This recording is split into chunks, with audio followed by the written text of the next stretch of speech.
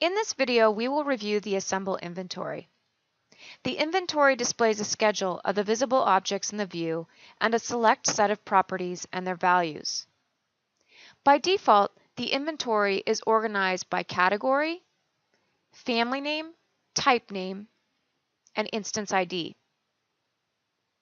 There are a lot of properties displayed in the inventory, and as such, there are many ways to modify the display of the inventory to suit your needs and screen real estate. Use the scroll bars to navigate side to side and up and down. Grab the bottom of the frame to extend the inventory. Collapse the model tree panel to extend the inventory side to side. Or close the display of the viewer to see only the inventory. Either way, you have flexibility in what you want to display and how you want to see the information. In Section 6, we'll review more about how to configure the information to display the way that you want to see it, and how to arrange select properties in the columns in the inventory.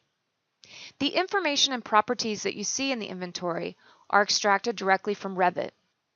We provide you with a rounded value. Hovering over any one of the values will allow you to display the actual number extracted from Revit. Each object is displayed in its source quantity. You'll notice that ceilings are displayed in square feet, whereas casework is displayed by count. You also have the option of modifying the source quantity that you'd like to display for each of the components in the model. We'll cover that again in Section 6. Selecting objects from the inventory allows you to display the objects in the model tree and in the model viewer.